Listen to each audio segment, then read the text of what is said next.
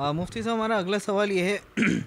مقتدی سے نماز میں اگر غلطی ہو جائے تو کیا سجدہ سہو کرنا پڑے گا؟ ہاں دیکھیے، اگر ایک مقتدی جو امام کے ساتھ شریک ہوں، اور جب مقتدی امام کے ساتھ شریک ہو تو مقتدی امام کے تابع ہے۔ اب جو بھی غلطیاں ہوں گی امام کی غلطی مانی جائے گی اور مقتدی کی غلطی نہیں مانی جائے گی۔ وہ غلطی جس سے غلطی سے سجدہ سہو لازم آتا ہے،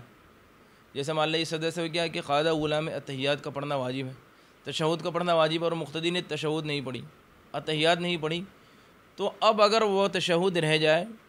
تو اب ایسا نہیں کہ مقتدی امام صاحب کی سلام کے بعد سجدہ سہو کرے، اس کے تشہد کے چھوٹنے سے اس پر سجدہ سہو لازم نہیں ہے۔ اگر امام صاحب سے تشہد چھوٹ جائے تو سجدہ سہو وہ کریں گے، لیکن مقتدی سے یہ چھوٹ جائے یا کوئی اور عمل ایسا ہو جائے کہ جس سے سجدہ سہو لازم آتا ہے تو مقتدی کی اس غلطی پر اس مقتدی پر سجدہ سہو واجب نہیں ہے۔ اس لیے یہ نہ سمجھے کہ ہاں اب غلطی ہوئی نماز میں سجدہ سہو کر لو۔ اچھا، اگر جیسے کسی شخص کی، جیسے مان لیجیے میں نماز کی نہیں گیا، ایک رکعت نکل گئی اور اس رکعت میں اگر غلطی ہو جائے؟ اگر کسی شخص کی ایک رکعت نکل گئی، اب وہ امام صاحب کے سلام پھیرنے کے بعد اپنی اس رکعت کے لیے کھڑا ہوگا، اگر اس رکعت میں غلطی ہو جائے تو پھر اب وہ سجدہ سہو کرے گا۔ اس سے پہلے جو اگر کوئی شروع سے ہی چاروں رکعت میں ہے، یا فجر کی نماز پڑھا دونوں رکعت میں ہے، یا ظہر عصر عشاء میں چاروں میں ہے، یا مغرب میں،